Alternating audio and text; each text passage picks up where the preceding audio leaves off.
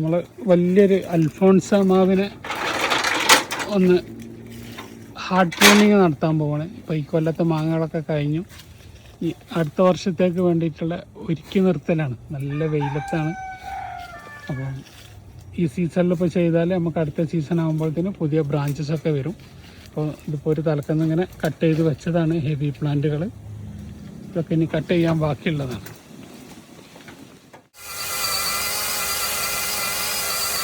ഒരു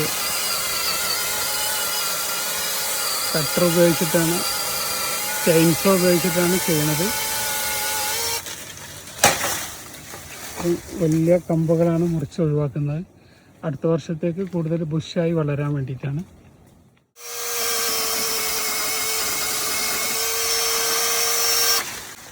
മൊത്തം പ്രൂൺ ചെയ്ത് നിർത്തിയതാണ്. വലിയ വലിയ കമ്പുകൾ, അതാണ് ഹാർഡ് പ്രൂണിങ് എന്ന് പറയുന്നത്. അപ്പോൾ ഡ്രമ്മിലുള്ള ചെടികളൊക്കെ ഇതേപോലെ 2 വർഷം കൂടുമ്പോൾ ഒന്ന് ഹാർഡ് പ്രൂണിങ് ചെയ്ത് കൊടുക്കുക. വലിയ കമ്പുകളാണ് നമ്മൾ കട്ട് ചെയ്ത് ഒഴിവാക്കിയിട്ടുള്ളത്.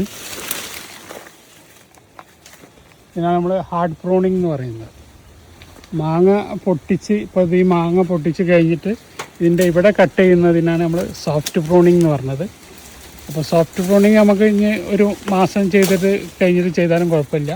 ഹാർഡ് പ്രൂണിങ് ചെയ്യുമ്പോൾ കുറച്ച് നമുക്കൊരു 5-8 മാസത്തെങ്കിലും ഗ്യാപ്പ് അടുത്ത ഡിസംബർ ജനുവരിൻ്റെ ഉള്ളിൽ കിട്ടണം.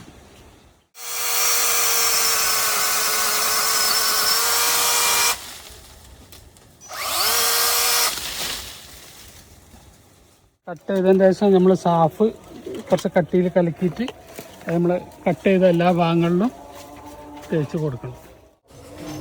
ഇതേപോലെ ഹാർഡ് പ്രൂണിങ് നമ്മൾ 2 വർഷം കൂടുമ്പോൾ ഒരിക്കലെങ്കിലും നമ്മൾ ഹാർഡ് പ്രൂണിങ് നടത്തണം.